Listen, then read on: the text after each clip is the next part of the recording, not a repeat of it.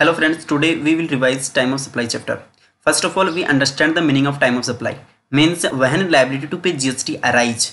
Because there are many events occurring related to supply, invoice date, payment date, completion of service date. But which is the times when GST liability is triggered? तो हम इस chapter को 2 parts में divide करते हैं। First part time of supply in case of goods and second time of supply in case of services.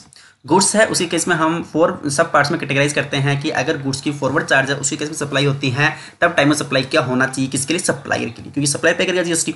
और इन case of reverse charge तब time of supply किसके होना चाहिए, रेसिपिएंट के लिए, क्योंकि रेसिपिएंट पे करेगा जीएसटी इस केस में। और अगर एक्सचेंज होता है वाउचर का फॉर गुड्स के लिए तो उस केस में टाइम ऑफ सप्लाई क्या होना चाहिए। और नेक्स्ट जो लास्ट रेजिडुअल केस में टाइम ऑफ सप्लाई क्या होनी चाहिए। ऐसे हम सर्विसेज है उसको 4 पार्ट्स में कैटेगराइज करते हैं सेम एज गुड्स कि अगर सप्लायर के लिए क्या होना चाहिए फॉरवर्ड चार्ज केस में, रेसिपिएंट के होना चाहिए रिवर्स चार्ज केस में। और अगर एक्सचेंज ऑफ वाउचर होता है या रेजिडुअल केस है उसी केस में टाइम सप्लाई क्या होनी चाहिए। तो फर्स्ट ऑफ ऑल हम सप्लायर है उसका अगर फॉरवर्ड चार्ज केस में अगर फॉरवर्ड चार्ज केस में टाइम सप्लाई क्या होनी चाहिए, किसकी, गुड्स और सर्विसेज दोनों की, किसके लिए, सप्लायर के लिए। तो हम फर्स्ट सेक्शन 12 सबसेक्शन 2 जिसमें गुड्स की दी हुई है और सेक्शन 13 सबसेक्शन 2 जिसकी सर्विसेज की दी हुई है। तो फॉरवर्ड चार्ज है उसकी केस में टाइम सप्लाई है वो गुड्स और सर्विस दोनों ही केस में क्या होगी, डेट ऑफ इनवॉइस और date of payment which ever is earlier. अब इसमें 2 वर्ड है, डेट ऑफ इनवॉइस और डेट ऑफ पेमेंट। अब डेट ऑफ इनवॉइस क्या होनी चाहिए, डेट ऑफ पेमेंट क्या होनी चाहिए। अगर हम यह समझ जाएंगे कि हम डेट ऑफ इनवॉइस निकालना समझ जाते हैं, डेट ऑफ पेमेंट निकालना समझ जाते हैं, तो इन दोनों में जो भी अर्लियर होगा वो हम क्या होगी, वही डेट क्या होगी, टाइम ऑफ सप्लाई होगी। ठीक है। तो अब डेट ऑफ इनवॉइस है, फर्स्ट उसको समझते हैं डेट ऑफ इनवॉइस कैसे निकलती है। तो डेट ऑफ इनवॉइस है अब उन दोनों के लिए डिफरेंट है। अब डेट ऑफ पेमेंट है वो तो दोनों के लिए सेम है कि गुड्स की केस में, सर्विस केस में, लेकिन जो डेट ऑफ इनवॉइस है वो दोनों के केस में डिफरेंट है। ठीक है। तो मतलब कि दोनों केस में क्या डिफरेंट है डेट ऑफ इनवॉइस। तो पहले हम गुड्स के केस में पढ़ते हैं कि डेट ऑफ इनवॉइस क्या होनी चाहिए। तो डेट ऑफ इनवॉइस गुड्स के केस में होती है कि date of issue of invoice, यानी जो इश्यू इनवॉइस की है वो डेट ऑफ इनवॉइस, और last date on which he is required to issue invoice which ever is earlier, date of invoice किसी केस में, गुड्स के केस में। अब लास्ट डेट क्या होनी चाहिए, क्योंकि डेट ऑफ इश्यू इनवॉइस तो पता है कि जिस दिन सप्लाई इनवॉइस इश्यू कर रहा है वो डेट ऑफ इश्यू इनवॉइस है, लेकिन last date on which is required to issue invoice क्या होनी चाहिए ये हमें नहीं पता। तो ये हम समझते हैं। तो ये सेक्शन 31 में लिखा हुआ है कि बिफोर और at the time of removal of goods, यानी जब रिमूवल होगा फैक्ट्री से, जब डिस्पैच करेगा वो लास्ट डेट होगी, यानी उससे पहले उसको इनवॉइस इश्यू कर देनी होगी। जब डिस्पैच करता है, रिमूवल करता है फैक्ट्री से गुड्स, सप्लायर है अपनी फैक्ट्री से, तो मतलब at the time of removal या उससे पहले उसको इनवॉइस इश्यू कर देनी चाहिए। मतलब लास्ट लेटेस्ट डेट क्या होगी, रिमूवल ऑफ गुड्स उसकी लेटेस्ट डेट होगी कि मतलब उसको तब तक तो इनवॉइस इश्यू करनी ही होगी एज पर सेक्शन 31। ठीक है। और अगर मतलब कि गुड्स का मूवमेंट, ये तो गुड्स के मूवमेंट के केस में था कि रिमूव तो तभी होगा जब गुड्स का मूवमेंट होना है। अगर गुड्स का मूवमेंट नहीं होता तब मेकिंग अवेलेबल देयर ऑफ, यानी वो जब सप्लायर को उसको अवेलेबल कराएगा तब उसकी last date of issue of invoice होकर चलेगी। ठीक है। तो ये टाइम सप्लाई इन केसों पे गुड्स डेट ऑफ इनवॉइस होगी। और डेट ऑफ पेमेंट है वो उस सप्लायर की जो बुक्स ऑफ अकाउंट्स है उसमें एंटर कर दी गई है या उसके बैंक अकाउंट है उसमें क्रेडिट कर दी गई। जैसे उसका बैंक स्टेटमेंट है उसमें मतलब उसके अकाउंट जितनी क्रेडिट हुई कि सप्लायर के पास पैसा आ गया बैंक अकाउंट में, तो वो, या मतलब उसने अपनी बुक्स ऑफ अकाउंट्स में एंट्री पास कर दी। ठीक है। कि bank account debit to recipient, तो मतलब उसने एंट्री पास कर दिया बैंक अकाउंट में, उसके अकाउंट में क्रेडिट होगा विच एवरेज अर्लियर क्या होगी, डेट ऑफ पेमेंट होगी। तो वापस मैं इसको समराइज करता हूँ कि जो time of supply in case of goods क्या होगी, डेट ऑफ इनवॉइस और date of payment which average earlier. अब हम फर्स्ट पढ़ते हैं डेट ऑफ इनवॉइस क्या होनी चाहिए। डेट ऑफ इनवॉइस होगी date of issue of invoice और last date on which he is required to issue invoice which average earlier. और डेट ऑफ पेमेंट क्या होगी, date when he entered the books of accounts, और या फिर मतलब कि पेमेंट इन बैंक अकाउंट, मान लीजिए credit in his bank account which average earlier. ये डेट ऑफ पेमेंट में हो गई और ये डेट ऑफ इश्यू इनवॉइस। ठीक है। अब लेकिन जो नोटिफिकेशन नंबर 16/2017 क्या बोलता है, वो बोलता है कि जो पेमेंट डेट है उसको आप इग्नोर कर दीजिए, मतलब पेमेंट डेट इग्नोर कीजिए। यानी गुड्स के केस में सिर्फ टाइम ऑफ सप्लाई होगी date of invoice. Date of invoice ही गुड्स के केस में टाइम ऑफ सप्लाई होगी। डेट ऑफ पेमेंट भूल जाइए, डेट ऑफ पेमेंट हम कंसीडर नहीं करेंगे गुड्स के केस में। अगर फॉरवर्ड चार्ज में अगर गुड्स की सप्लाई होती है तब हम date of payment we will not consider date of payment, we only consider that date of invoice. और डेट ऑफ इनवॉइस है वो हमने समझ ली कि डेट ऑफ इश्यू इनवॉइस और last date on which he requires to issue invoice which average earlier date of invoice होगी। तो मतलब कि डेट ऑफ इनवॉइस ही गुड्स के केस में टाइम ऑफ सप्लाई होती है। ठीक है। नेक्स्ट जो पार्ट है इसका हम एग्जांपल समझते हैं। ठीक है। फिर हम टाइम ऑफ सप्लाई और सर्विस समझेंगे। ठीक है। देखिए कि जब मतलब कि एक 15 नंबर का क्वेश्चन है आईसीए के जो चैप्टर है स्टडीमेट में जो दिया उसमें। ठीक है। तो इसमें क्या लिखा है कि मतलब कि जो एक ये जो सेलर है उसने क्या किया कि गुड्स है सप्लाई किया 3 अक्टूबर गुड्स सप्लाई किया। तो गुड्स सप्लाई मतलब कि ठीक है, सप्लाई कब होती है, जब गुड्स मतलब कि रेसिपिएंट को से फैक्ट्री डिस्पेच कर देता है, तभी सप्लाई होती है। तो उसने मतलब मूवमेंट होता है, तो मतलब हम मानेंगे ठीक है, यहाँ पर गुड्स का मूवमेंट और रिमूवल और गुड्स का 3 अक्टूबर, यानी सप्लाई मतलब या तो मतलब कि अगर मूवमेंट हो रहा तब उसने मतलब रिमूवल किया होगा, अगर मूवमेंट नहीं हो रहा तो उसके लिए हमने अवेलेबल करवाया होगा, तो मतलब ये सप्लाई होती है। ठीक है, तो 3 अक्टूबर उसने गुड्स सप्लाई किया और उसने इनवॉइस कब इश्यू किया, 5 अक्टूबर को, और उसका पेमेंट कब इश्यू 9 अक्टूबर को। अब बताइए मैंने क्या पढ़ा, डेट ऑफ इनवॉइस और date of payment which ever is. अब date of payment date of भूल जाइए, ठीक है। अब बचा क्या, डेट ऑफ इनवॉइस। अब डेट ऑफ इनवॉइस क्या होनी चाहिए, डेट ऑफ इनवॉइस डेट क्या मानी जाएगी, डेट ऑफ इश्यू इनवॉइस और last date on which he requires to issue invoice. तो डेट ऑफ इनवॉइस तो क्या है, डेट ऑफ इश्यू इनवॉइस 5 अक्टूबर है, लेकिन last date on which he requires to issue invoice मतलब कि उसको इनवॉइस कब तक इश्यू कर देनी चाहिए, कि जब मतलब उसने गुड्स की सप्लाई की, यानी उसका गुड्स का रिमूवल हुआ या मेकिंग अवेलेबल हुआ है। सप्लाई तो उसको कहते हैं ना, जब या तो गुड्स का रिमूवल हुआ है, उसको मेकिंग अवेलेबल है, उसको रेसिपिएंट को अगर मूवमेंट नहीं हो रहा है उस केस में, तो मतलब वो 3 अक्टूबर है। तो मतलब कि दोनों में से अर्लियर क्या है, 3 अक्टूबर। तो मतलब 3 अक्टूबर क्या होगी हमारी इनवॉइस डेट होगी, और इनवॉइस डेट ही डेट ऑफ इनवॉइस क्या है, 3 अक्टूबर, और यही टाइम ऑफ सप्लाई कंसीडर की जाएगी गुड्स के केस में। अब सर्विसेज के केस में सेम है, डेट ऑफ इनवॉइस और डेट ऑफ पेमेंट। अब यहाँ पर डेट ऑफ पेमेंट की रिलैक्सेशन सर्विसेज केस में नहीं दी, सिर्फ गुड्स केस में दी। ठीक है, तो डेट ऑफ इनवॉइस क्या होनी चाहिए, वही केस कि डेट ऑफ इनवॉइस क्या होगी, डेट ऑफ इश्यू इनवॉइस और last date on which he requires to issue invoice. तो मतलब कि last date on which he requires to issue invoice. ठीक है, और डेट ऑफ पेमेंट वही था, मतलब उसके बैंक अकाउंट में क्रेडिट कर दिया है, उसके बुक्स अकाउंट में क्रेडिट कर दिया, विच एवर इज अर्लियर। ठीक है, अब देखिए यहाँ पर, अब यहाँ पर ये लिखा हुआ है कि जो डेट ऑफ इनवॉइस है, डेट ऑफ इनवॉइस है वो इस केस में डिफरेंट थोड़ी सी, मतलब कि अगर वो इनवॉइस है with in the time limit issue कर देता, उसी केस में तो क्या था कि मतलब कि उसको इनवॉइस अगर टाइम लिमिट में इश्यू नहीं करता तो लास्ट डेट मान लेते थे। ठीक है, कि जब मान ले कि उसको इनवॉइस इशू कर देनी चाहिए मतलब उस टाइम तक गुड्स केस में। लेकिन इसी केस में क्या है कि अगर वो गुड्स इनवॉइस है, अगर सप्लायर इनवॉइस सर्विस के केस में इनवॉइस अगर with in the time limit है, अगर उसमें इशू कर देता है तब तो हम इनवॉइस डेट ही कंसिडर करके चलेंगे। ठीक है, अगर टाइम लिमिट में इशू कर देता है, लेकिन अगर टाइम लिमिट में इश्यू नहीं करता तब हम date of provision of service, मतलब कि जिस दिन हमने सर्विस दी है, तो एक सर्विस गुड्स के केस में सेम ही था, गुड्स के केस में भी यही सेम था कि अगर उसको इनवॉइस है, अगर टाइम विद इन टाइम मतलब जो लास्ट डेट है इनवॉइस इशू करने रिमूवल ऑफ गुड्स से पहले पहले अगर कर देता है, तब हम क्या करते हैं, इनवॉइस डेट मान लेते हैं जो इशू करता है, या फिर मतलब कि उसके केस में रिमूवल हुआ है, मतलब कि गुड्स की सप्लाई हुई है, वो हम लास्ट डेट जो लेटेस्ट डेट मान देते हैं। इसी केस में भी सेम ऐसा ही है कि मतलब कि date of issue of invoice अगर वो within time limit issue कर देता है, अगर टाइम लिमिट इशू नहीं करता तब मतलब date of supply of service, supply of service क्या होगी, प्रोविजन ऑफ सर्विस हमारी क्या होगी, क्या बोलते हैं उसको, कि टाइम ऑफ सप्लाई हो मतलब कि डेट ऑफ इनवॉइस होगी। ठीक है, और पेमेंट डेट सेम है जिसका अर्लियर था। ठीक है, अब हम पढ़ेंगे कि जैसे उसी केस में तो हमने बताया था कि मतलब last date on which he requires to issue invoice in case of goods, but service के केस में क्या होगा, अगर मतलब कि 30 डेज यानी मतलब कि जो उसने मतलब कि क्या बोलते हैं उसको, उसने जो सप्लाई की है सर्विस की, उसके सर्विस करने के 30 डेज के अंदर अंदर अगर इनवॉइस इशू कर देता है, 30 डेज मतलब उसकी लास्ट डेट है, लास्ट डेट 30 डेज, और 45 डेज केस है इन case of insurance company, banking company, NBFC case of 45 days. ठीक है, अब देख समझिए, गुड्स है उसी केस में क्या था कि डेट ऑफ इनवॉइस और date of payment which ever earlier. अब डेट ऑफ इनवॉइस को हमने और डेट ऑफ पेमेंट आप भूल जाइए। ठीक है, डेट ऑफ इनवॉइस क्या था, डेट ऑफ इश्यू इनवॉइस और last date on which he requires to issue invoice, और लास्ट डेट क्या होनी चाहिए, गुड्स की सप्लाई करने से पहले या गुड्स सप्लाई के टाइम, मतलब कि रिमूवल हुआ गुड्स से या उसको मेकिंग अवेलेबल हुआ। लेकिन सर्विस के केस में थोड़ा अलग है, सर्विस के केस में क्या है कि डेट ऑफ इनवॉइस और डेट ऑफ पेमेंट सेम था। अब डेट ऑफ इनवॉइस क्या होनी चाहिए, डेट ऑफ पेमेंट मतलब कि जो उसके बुक्स अकाउंट में हुआ या उसके मतलब कि उसके जो बैंक अकाउंट में क्रेडिट हुआ। अब डेट ऑफ इनवॉइस क्या होनी चाहिए कि डेट ऑफ इनवॉइस क्या होनी चाहिए, डेट ऑफ इनवॉइस अगर वो टाइम लिमिट के अंदर इशू कर देता है। अब देखिए यहाँ पर जो मतलब ये इनवॉइस इशू करने की टाइम लिमिट क्या है कि जो सप्लाई ऑफ सर्विस है उसके विद इन 30 डेज के अंदर, यानी गुड्स के केस में ऐसा नहीं था, गुड्स के केस में सप्लाई के टाइम पर या सप्लाई से पहले, सप्लाई के बाद नहीं, अगर सप्लाई कर दी उसके बाद ही इनवॉइस इशू नहीं कर सकते अपन गुड्स केस में। लेकिन सर्विस के केस में क्या है, उसकी टाइम लिमिट है कि सप्लाई करने की विद इन 30 डेज के अंदर अंदर अगर हम इनवॉइस इशू कर देते हैं तब हम डेट ऑफ इनवॉइस इशू मान लेते हैं। ठीक है, कि हाँ डेट ऑफ इनवॉइस है।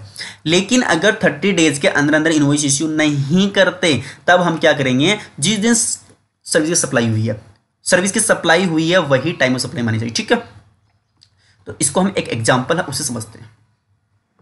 देखिए इस 12th नंबर का क्वेश्चन है, उसमें क्या है कि एक सप्लायर है, उसने मतलब इनवॉइस इशू करता है 7 सितंबर को। ठीक है, अब क्या हुआ कि उसने मतलब जो प्रोविजन सर्विस उसने जो सर्विस सप्लाई किया वो किया 1 अगस्त को, और पेमेंट रिसीव हुआ 28 सितंबर को। ठीक है, तो अब देखिए कि उसने सर्विस सप्लाई की है 1 अगस्त को। अब अगस्त तो उसके 30 डेज के अंदर उसने मान लीजिए इनवॉइस इशू कर दिया, नहीं की, क्योंकि 7 सितंबर किया मतलब 30 डेज के बाद किया, और पेमेंट रिसीव उसको 28 सितंबर को। तब क्या टाइम सप्लाई की date of invoice, date of invoice क्या होगी इस केस में, अगर उसने टाइम लिमिट के अंदर नहीं की तो डेट ऑफ प्रोविजन सर्विस क्या होगी, डेट ऑफ इनवॉइस, तो मतलब डेट ऑफ इनवॉइस 1 अगस्त, और डेट ऑफ पेमेंट क्या है 28 सितंबर, तो मतलब कि विच एवरेज अर्लियर क्या है 1 अगस्त, तो मतलब कि टाइम सप्लाई क्या होगी 1 अगस्त, ठीक है। ऐसे ही सेकंड केस है उसमें प्रोविजन सर्विस कंप्लीट हुई 14 अगस्त को। अब 14 अगस्त है, उसके 30 डेज के अंदर इनवॉइस इशू कर दी 7 सितंबर को, तो 14 अगस्त है और 7 सितंबर है, तो मतलब 6 और 20 26 और हाँ ठीक है 30 डेज के अंदर इनवॉइस इशू कर दी, ठीक है। तो 30 डेज के अंदर अगर इनवॉइस नहीं सॉरी नहीं की इसने भी इस केस, तो इस केस में मतलब कि इसने इनवॉइस है वो मतलब कि 30 डेज के अंदर इनवॉइस इशू कर दी, तब 30 डेज के अंदर इनवॉइस इशू कर दिया, तब इसकी इनवॉइस डेट क्या होगी कि date of issue invoice, date of issue invoice क्या है, डेट ऑफ इशू इनवॉइस क्या है 7 सितंबर, और पेमेंट डेट क्या 28 सितंबर, यानी मतलब 28 सितंबर, तो मतलब कि विच इज अर्लियर क्या है 7 सितंबर, तो इनवॉइस डेट क्या होगी अपनी सॉरी टाइम सप्लाई क्या होगी 7 सितंबर, ठीक है। और इसी ही नेक्स्ट एग्जाम्पल इसमें अपना पेमेंट किया गया 3 अगस्त को, और प्रोविजनल सर्विस है was remaining to be complete at the times, ठीक है। तो मतलब कि प्रोविजनल सर्विस मतलब कि सर्विस का सप्लाई नहीं की अभी तक, और जबकि उसने मतलब पेमेंट रिसीव हो चुका 3 अगस्त को, ठीक है। और इनवॉइस क्या है अपने को, क्या चाहिए अपने को इनवॉइस डेट और पेमेंट डेट। इनवॉइस डेट क्या है कि जब इनवॉइस इशू कर देते हैं last date on which is required to issue invoice, और इनवॉइस रिक्वायर्ड कब होगा कि इनवॉइस इशू करने के 30 डेज के सर्विस सप्लाई होने 30 डेज के अंदर, तो मतलब कि ठीक है मतलब उसके लास्ट डेट तो नहीं पता, लेकिन आपको इनवॉइस डेट पता है 7 सितंबर, अगर ये पहले ही है ठीक है, ये तो बाद में होनी है, तब मतलब कि इनवॉइस पहले ही है, तो मतलब कि 7 सितंबर अपनी क्या होगी इनवॉइस डेट, और पेमेंट डेट क्या है अपनी 3 अगस्त, तो मतलब कि पेमेंट अर्लियर है मतलब इनवॉइस से, तो मतलब 3 अगस्त अपने टाइम सप्लाई को चलेगी। ऐसी नेक्स्ट एग्जांपल जिसमें मतलब नेक्स्ट क्वेश्चन उसमें मिस्टर ए है, उसने पेमेंट किया था 15 सितंबर को, और प्रोविजनल सर्विस नहीं हुई, तो क्या हुआ अगर नहीं हुई लेकिन उसको पेमेंट क्या हुआ, मतलब कि 7 सितंबर इनवॉइस अगर पहले इश्यू हो गई तो पेमेंट मतलब कि इनवॉइस इश्यू हो गई और सर्विस सप्लाई अभी तक नहीं की, तो ठीक है वो तो मतलब लास्ट डेट के लिए देखते हैं अपन, तो इनवॉइस डेट क्या हुई 7 सितंबर, और अपनी जो पेमेंट डेट क्या होगी 15 सितंबर, जबकि इनवॉइस डेट पहले है पेमेंट डेट से, तो मतलब 7 सितंबर अपनी क्या होगी टाइम ऑफ सप्लाई होगी इस केस में, ठीक है। तो ये हमने फर्स्ट पार्ट है फॉरवर्ड चार्ज केस में गुड्स और सर्विस सप्लाई क्या होती है वो हमने कंप्लीट कर लिया। अब हम रिवर्स चार्ज है उसी केस में पढ़ते हैं टाइम ऑफ सप्लाई क्या होती है, ठीक है। तो रिवर्स चार्ज है उसी केस में फर्स्ट ऑफ ऑल हम गुड्स के केस में पढ़ते हैं कि टाइम ऑफ सप्लाई क्या होनी चाहिए। तो इसके लिए अर्लियर द फॉलोइंग कौन सी, receipt of the goods, receipt of the goods यानी गुड्स की रिसिप्ट किसको होती है रिसिपिएंट, क्योंकि इस केस में जीएसटी कौन पे करेगा रिसिपिएंट, तो रिसिपिएंट को मतलब क्योंकि इसमें इनवॉइस, क्योंकि उसमें फर्स्ट पार्ट में क्या था कि डेट ऑफ इनवॉइस, अब डेट ऑफ इनवॉइस इसके हाथ में तो है नहीं क्योंकि इनवॉइस इशू कर देगा, वो सप्लायर के हाथ में था कि सप्लायर है अगर वो इशू जितनी लेट करेगा और जितना मतलब कि उसके टाइम सप्लाई उसके अकॉर्डिंग उसकी मतलब कि होती जाएगी। लेकिन इसी केस में क्या होगा रिसिप्ट ऑफ गुड्स, क्योंकि इसके मतलब इसको रिसिप्ट कब हुआ गुड्स उस केस में, ठीक है। तो रिसिप्ट ऑफ गुड्स है या फिर date of payment, date of payment same जैसे हमने डेट ऑफ पेमेंट सॉरी हाँ डेट ऑफ पेमेंट इस केस में अलग है, क्योंकि डेट ऑफ पेमेंट मतलब कि उस केस में तो डेट ऑफ पेमेंट क्या था फॉरवर्ड चार्ज केस में सप्लायर रिसीव कर रहा था पेमेंट, जबकि इस केस में वो पेमेंट करेगा क्योंकि रिसिपिएंट जीएसटी पे करेगा। इस केस में रिसिपिएंट को मतलब डेट आइडेंटिफाई करनी कि मैं कब जीएसटी गवर्नमेंट पे करूं, तब बोला कि तू रिसीव किया गुड्स को वो देख, या फिर मतलब तूने पेमेंट कब किया सप्लायर को, अब सप्लायर पेमेंट कब मानी जाएगी, तो उसकी बुक्स अकाउंट से सप्लायर को डेबिट किया और payment account bank account credit किया, उसके बैंक अकाउंट है उसमें डेबिट एंट्री पास कर दी, ठीक है तेरा बैंक अकाउंट इतने डेबिट हो गया, ठीक है। तो पेमेंट डेट या फिर मतलब 31st day from the date of issue invoice, यानी इनवॉइस इश्यू करने के 31st डे सप्लायर ने इनवॉइस इश्यू की उसका उससे वहां से 31st डे है वो उसकी क्या होगी क्या बोलते हैं उसको मतलब कि वो हम कंसिडर करेंगे। तो इन तीनों में से जो भी अर्लियर होगा वो टाइम ऑफ सप्लाई हो चली, ठीक है ओके। तो इसको हम एक एग्जाम्पल करते हैं वापस, देखिए date of receipt of goods क्या है 1 जुलाई, और date of payment by the recipient of goods 10 August, ठीक है। और date of issue of invoice by the supplier of goods 29 June, ठीक है। तो 29 जून है मतलब उसे 30 डेज काउंट करो आप, तो 30 डेज काउंट करने से अपने मतलब क्या है क्योंकि जून जुलाई मतलब 31 जुलाई तक जाएगा, जबकि अपने पास ऑलरेडी जुलाई 1 जुलाई अपने पास पहले दी हुई है, तो मतलब date of receipt of goods क्या होगी अपने पास टाइम ऑफ सप्लाई होगी चाहिए, क्योंकि इन दोनों में से क्योंकि date of receipt of goods या पेमेंट ऑफ गुड्स या फिर मतलब कि last day 31st day from the issue of invoice which average earlier हम कंसिडर करते चलते हैं। तो मतलब कि फर्स्ट हमें जुलाई 1 है वो हमें अगर पहले आइडेंटिफाई हो रही डेट तो मतलब टाइम सप्लाई क्या होगी 1 जुलाई टाइम ऑफ सप्लाई होगी इस केस में, ठीक है। ऐसे ही सेकंड नंबर क्वेश्चन है वो आप कर लोगे। थर्ड नंबर क्वेश्चन क्या है कि date of receipt of goods क्या जुलाई 1 है और part payment made on June 30 and balance amount paid on July 20, ठीक है। और लास्ट है date of issue of invoice by the supplier 29 June, ठीक है। तो डेट ऑफ रिसिप्ट जुलाई 1 है। अब देख यहाँ पर आप देखिए 29 जून है, अगर उसको 30 डेज ऐड करते हैं वो तो सीधी सी बात है कि मतलब 30 जुलाई मतलब 31 जुलाई के आसपास जाएंगे, ठीक है। तो मतलब इसको तो आप भूल जाइए यहाँ पर इस केस में, ठीक है। अब सेकंड केस क्या बचता है date of receipt of goods जुलाई 1 है और डेट ऑफ पेमेंट में क्या है कि part payment made on June 30। अब जून 30 पार्ट पेमेंट किया है तो जून 30 मतलब पार्ट पेमेंट वो मतलब कि इनवॉइस डेट से पहले कर दिया, मतलब date of payment early receipt of goods sorry receipt of goods से पहले है, तो मतलब क्या होगी होगी कि जून 30 अपने पार्ट पेमेंट के लिए टाइम सप्लाई होगी, और जो बैलेंस पेमेंट जुलाई 20 और जुलाई 20 को हुआ है तो मतलब कि जुलाई 1 वो रिसीव गुड्स अर्लियर है, तो मतलब कि इस केस में टाइम सप्लाई 2 पार्ट्स में होगी। जो पार्ट पेमेंट किया उसके लिए जून 30 और जो सेकंड पार्ट पेमेंट किया उसके लिए जुलाई 1, ठीक है। तो ये टाइम सप्लाई होगी, ठीक है। ऐसे नेक्स्ट क्वेश्चन जुलाई 1 अपना रिसीव्ड हुआ और फिर मतलब payment is entered in the books of account कब जून 28, और जबकि debited in received books account कितना जून 30, तो मतलब विच इज अर्लियर क्या हुआ जून 28 क्या होगी अपनी डेट ऑफ पेमेंट, ठीक है। और जून 1 है वो अपनी क्या है date of receipt of goods, नहीं सॉरी इनवॉइस। अब इनवॉइस इशू करने के 31 डेज, तो मतलब कि जून 1 है उसका 31 क्या होगा, इसका 31 क्या होना चाहिए जुलाई 30, तो जुलाई 30 क्या अपना बस मतलब कि 31 day from the issue invoice, तो मतलब कि जुलाई 5 और जून 30 जून 28 और जुलाई 30, तो जून 28 क्या है अपनी टाइम ऑफ सप्लाई होगी इस केस में, ठीक है। तो इसको हम देखते हैं, टाइम सप्लाई होगी जून 28 अपनी टाइम सप्लाई होगी, ठीक है। ऐसे ही नेक्स्ट क्वेश्चन है जिसमें जुलाई 1 है पेमेंट, मतलब कि इसमें जून 26 क्या होगी अपनी पेमेंट डेट हो जाएगी जून 29 से अगर हम 31 डे वो तो आगे जाएगा, ठीक है। तो मतलब जून 26 क्या होगी अपनी टाइम ऑफ सप्लाई हुई, ठीक है। तो जून 26 अपनी टाइम ऑफ सप्लाई हुई, ठीक है। और ऐसे ही नेक्स्ट क्वेश्चन है अगस्त 1, अगस्त 10 और मतलब जून 29, तो देख लीजिए आप कि मतलब अगस्त 1 है, अगस्त 10 है, अब जून 21 से 31 डे ऐड करते तो क्या होता है अपना कि मतलब एक दिन मतलब कि जून 30 मतलब कि 29 जुलाई 30, हाँ तो जुलाई 30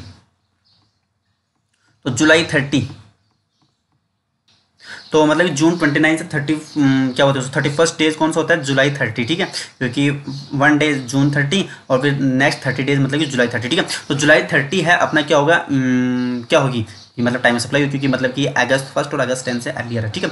तो ये हमने गुड्स है उसके टाइम ऑफ सप्लाई समझी है।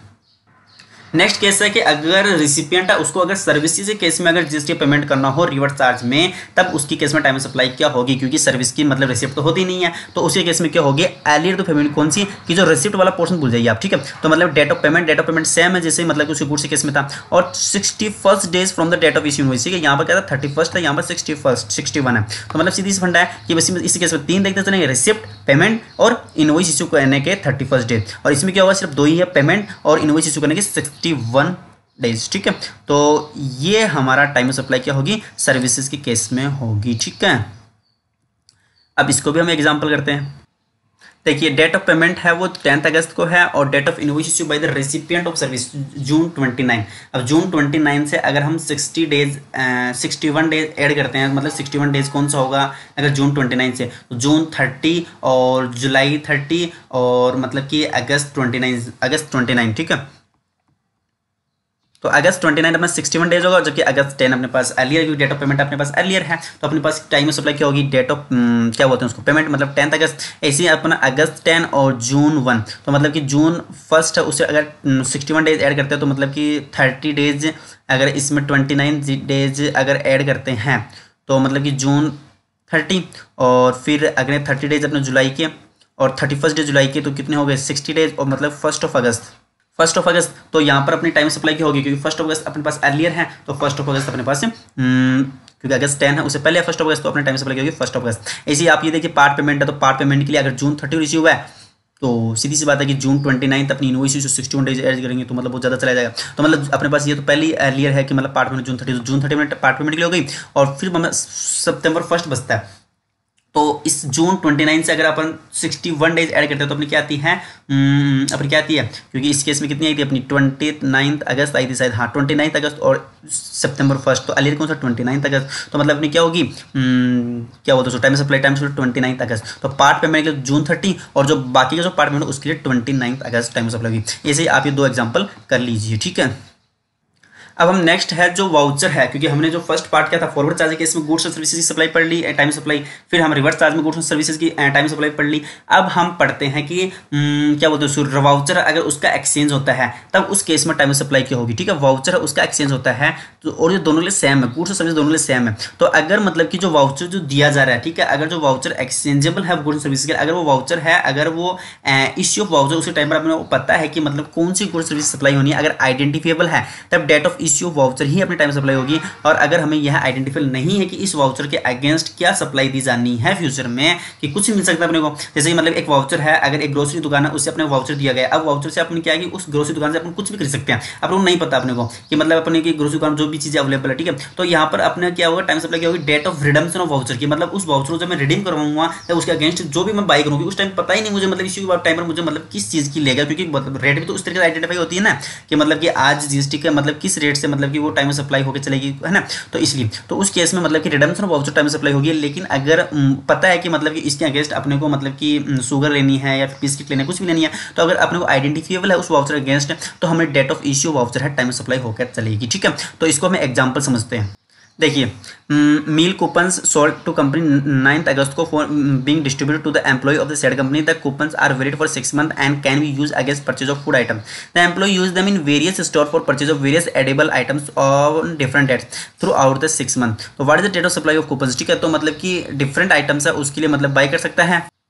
तो इस केस में अपने पास जो डेट ऑफ इश्यू वाउचर उसी केस में गुड्स आइडेंटिफिएबल नहीं है, तो वी कांट आइडेंटिफाई दैट कि मतलब कि which kind of goods to be serve against that voucher. But लेकिन वाउचर है फॉर वेरियस एडिबल आइटम्स, उसके लिए मतलब यूज कर सकता है। तो हम इस टाइम सप्लाई इस केस में क्या होगी, क्या होगी, डेट ऑफ रिडम्पशन वाउचर की, जब मतलब वाउचर रिडीम करवाएगा, जब मतलब कौन सा वो एडिबल आइटम्स है वो उसके अगेंस्ट मतलब बाई करेगा, परचेज करेगा, तब वह हम टाइम सप्लाई है उस केस में, इस केस में टाइम सप्लाई उस डेट को लेकर सकते हैं, ठीक है।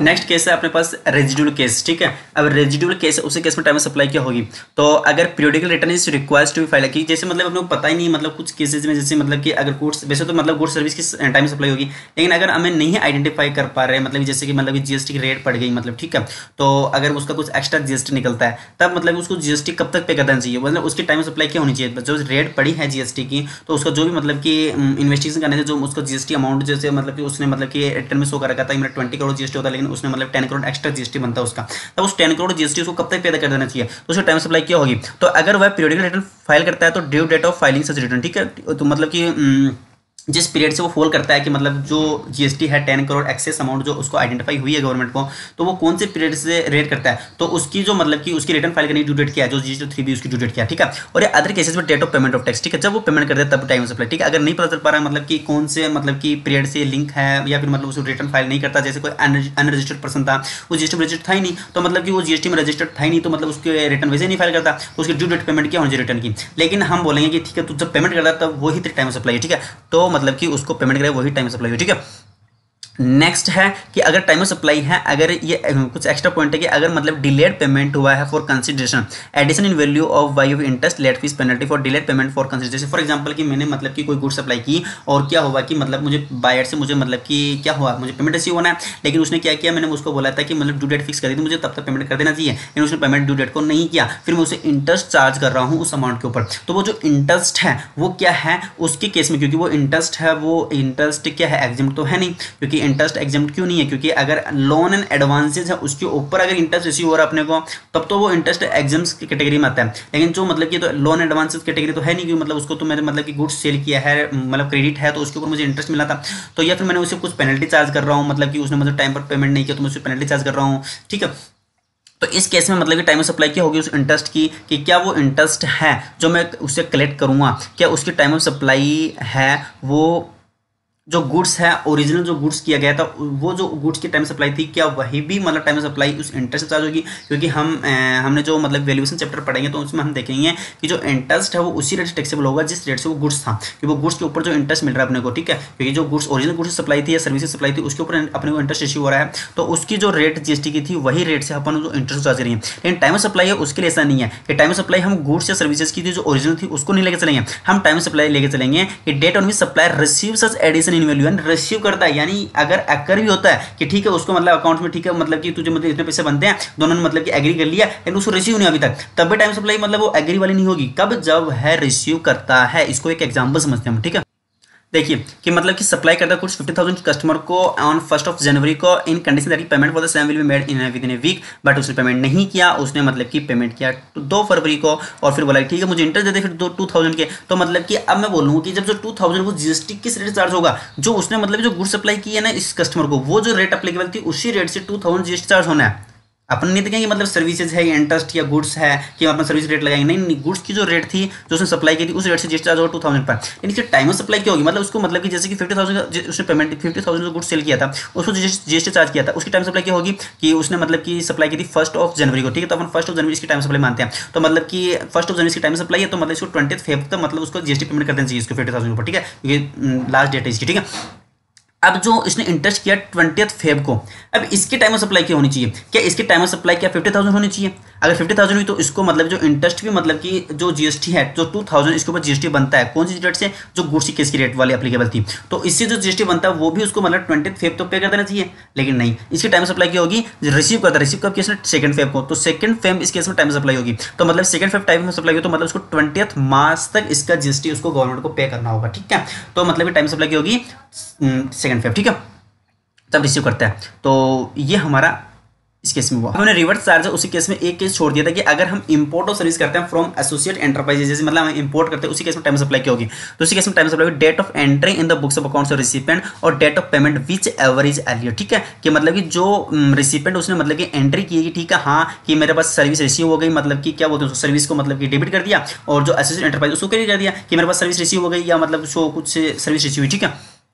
या फिर डेट ऑफ पेमेंट, या उसने मतलब कि उसको एसोसिएट एंटरप्राइज उसको पेमेंट किया विच एवरेज अर्लियर है, वो अपनी टाइम ऑफ सप्लाई आगे चलेगी, ठीक है। किसके केस में, एसोसिएट एंटरप्राइज, यार ना स्पेशल है, क्योंकि अगर अपन वैसे पढ़ते तो रिवर्स चार्ज के केस में क्या होगा कि डेट ऑफ पेमेंट और 61st day from the date of इस इनवॉइस, लेकिन जब एसोसिएट एंटरप्राइजेस उसी केस में अपन इनवॉइस से कोई मतलब नहीं है, अपन देखेंगे उसकी बुक्स में क्या एंट्री, उसकी बुक्स में जो रिसिप्ट होने की सर्विस है वो रिसिप्ट होने की एंट्री कब की है वो, और date of payment which average earlier, ठीक है। डेट ऑफ पेमेंट तो सेम है दोनों में, कि मतलब नॉर्मल रिवर्स चार्ज में और इस जो एसोसिएट एंटरप्राइज चार्ज है उन दोनों में डेट ऑफ पेमेंट तो सेम है, लेकिन उसमें क्या है कि 61st सेकंड वाला है 61st day from the date of invoice, और इसमें क्या है कि date of entry in the books of accounts, ठीक है, ऑफ द मतलब कि जो भी सर्विसेज की इस केस में ये है, ठीक है। तो ये हमारा एसोसिएट एंटरप्राइज वाला हो गया। अब हम कुछ एग्जांपल कर लेते हैं। क्वेश्चन नंबर 13 देखिए आप, एक पार्टनरशिप फर्म है, उसने मतलब रिकवरी एजेंट की सर्विस है वो दी है किसको, एक क्रेडिट एनबीएफसी उसको एक रिकवरी एजेंट की सर्विस दी है जो रजिस्टर्ड है, ठीक है, ऑन 15 जन को। इनवॉइस है उसने इश्यू की थी 7 फरवरी को। पेमेंट है वो किया था, पेमेंट वाज मेड 18 अप्रैल को जो एनबीएफसी ने दिया था, और बैंक अकाउंट में उसको डेबिट हुआ 20 अप्रैल को। अब फर्स्ट ऑफ ऑल हमें ये आइडेंटिफाई करना पड़ेगा कौन पर्सन लायबल है टू पे जीएसटी। तो इसके लिए हमें रिवर्स चार्ज वाला चैप्टर पढ़ना होगा कि उसमें लिखा हुआ है कि मतलब कि जो रिकवरी एजेंट सर्विस दी जाती है एनबीएफसी को, तब जो रिकवरी एजेंट है वो लायबल नहीं है, बल्कि जो एनबीएफसी है जिसको सर्विस दी जा रही है, अगर बैंकिंग कंपनी इंश्योरेंस कंपनी इसी केस में, तो मतलब कि एनबीएफसी है वो क्या होगी यहाँ पर जीएसटी पे करने लायबल है रिवर्स चार्ज, ठीक है। अब रिवर्स चार्ज में लायबल होगी तो टाइम सप्लाई क्या होनी चाहिए कि आपको बताया था डेट ऑफ पेमेंट और 61st day from the date of issue invoice. Date of payment क्या है 18 अप्रैल, और 61st day from the date of issue invoice, तो 7 फेब है वो इनवॉइस इश्यू करनी। डेट ऑफ पेमेंट क्या है कि मतलब कि पेमेंट वाज मेड 18 अप्रैल को, और बैंक अकाउंट में क्रेडिट हुआ डेबिट हुआ 20 अप्रैल को, बैंक अकाउंट में डेबिट हुआ, ठीक है, क्योंकि रिसीवेंट तो पे करेगा ना तो डेबिट होगा। तो मतलब इन दोनों में जो भी अर्लियर क्या है 18 अप्रैल, तो मतलब डेट ऑफ पेमेंट क्या 18 अप्रैल। अब इनवॉइस इश्यू करने के 61st डे, तो 7 फेब है उससे 61st डेज अपन ऐड करते हैं, तो हमारे पास डेट निकल जाती है 9 अप्रैल। तो मतलब कि 9 अप्रैल और 18 अप्रैल दोनों में से अर्लियर कौन सी 9 अप्रैल, तो टाइम ऑफ सप्लाई क्या होगी 9 अप्रैल अपने पास टाइम ऑफ सप्लाई होगी। हम एक एग्जांपल को लेते हैं, जैसे कि एक फर्म ऑफ एडवोकेट है इश्यू इनवॉइस करती है 17 फेब। अब पता है एडवोकेट सर्विस क्या होती है, रिवर्स चार्ज दायरे में आती है, तो मतलब रिसिपेंट जीएसटी पे करेगा इसमें, तो रिवर्स चार्ज वाले जो टाइम सप्लाई प्रोविजन अप्लीकेबल हो गए। तो इनवॉइस इश्यू डेट क्या है 17 फेब है, और जबकि मतलब कि पेमेंट है डिस्प्यूट मतलब पेमेंट इज मेड 3 नवंबर, तो पेमेंट डेट और इनवॉइस इशू करने की 61st डेज, तो मतलब 17 फेब से अगर अपन 61st डेज ऐड करते हैं तब अपने पास क्या होनी चाहिए 17 फेब यानी 13 मतलब कि 28, तो अपने पास आता है 19 अप्रैल अपने पास क्या आता है कि जो टाइम ऑफ सप्लाई आती है, ठीक है। जो 19 अप्रैल अपने पास इनवॉइस डेट आ गई और पेमेंट डेट अपने पास 3 नवंबर, तो मतलब कि क्या होनी चाहिए मतलब कि अर्लियर क्या है 19 अप्रैल, तो 19 अप्रैल क्या होगी अपने पास टाइम ऑफ सप्लाई इस केस में आएगी, ठीक है। अब क्वेश्चन नंबर 8 देखिए आप कि मतलब कि एक ऑर्डर प्लेस करता है ऑन राम एंड कंपनी में एक 20 अगस्त को फॉर सप्लाई ऑफ कंसाइनमेंट, ठीक है, ऑर्डर प्लेस करता है 20 अगस्त को, फिर मतलब कि get the consignment ready and inform the customer and issue the invoice on, जो मतलब राम एंड कंपनी है वो मतलब कि 2 दिसंबर को मतलब क्या करता है, इनवॉइस इशू कर देता है। ठीक है, अब जब ये कस्टमर कलेक्ट करता है क्या 7 दिसंबर को, तो अपने को क्या मतलब, अपने को कस्टमर कलेक्ट कब करता है, अपने को मतलब नहीं, अपने को क्या मतलब है कि जो time of supply in case of goods क्या होनी चाहिए, डेट ऑफ इनवॉइस और date of payment. Date of payment भूल जाइए आप, डेट ऑफ इनवॉइस। ठीक है, डेट ऑफ इनवॉइस क्या होनी चाहिए कि डेट ऑफ इनवॉइस क्या होनी चाहिए, last date on issue invoice और डेट ऑफ इश्यू इनवॉइस। तो डेट ऑफ इश्यू इनवॉइस 2 दिसंबर और लास्ट डेट ऑन इश्यू का मतलब कि जो सप्लाई करता है उस टाइम पर, डिस्पैच टाइम पर, तो मतलब उसकी फैक्ट्री डिस्पैच होगा वो मतलब last date of issue invoice है। तो मतलब कि अपनी जो कलेक्ट करता है उससे अपने को मतलब नहीं है, वो कलेक्ट करता है 7 दिसंबर को। अपने क्या मतलब, अपनी फैक्ट्री से कब निकला है, तो अपनी फैक्ट्री से अपन मान चलेंगे यहाँ पर 2 दिसंबर। ठीक है, तो 2 दिसंबर अपने पास क्या होगी, डेट ऑफ इनवॉइस। तो मतलब कि डेट ऑफ इनवॉइस क्या है 2 दिसंबर, और पेमेंट डेट से अपने मतलब नहीं, पेमेंट डेट मतलब 7 दिसंबर 8 दिसंबर जो मतलब दे रखा है कि मतलब कि पेमेंट करता है 7 दिसंबर को, बैंक अकाउंट में होता है 8 दिसंबर को, मतलब पेमेंट डेट 7 दिसंबर है। तो इससे अपने मतलब नहीं, अपना मतलब सिर्फ डेट ऑफ इनवॉइस, क्योंकि गुड्स केस में नोटिफिकेशन नंबर 66/2017 से एग्जाम करेगा। ठीक है, तो मतलब 2 दिसंबर यहाँ पर क्या होगा, अपने टाइम ऑफ सप्लाई होगी। ठीक है, तो यहाँ पर अपना चैप्टर कंप्लीट हुआ।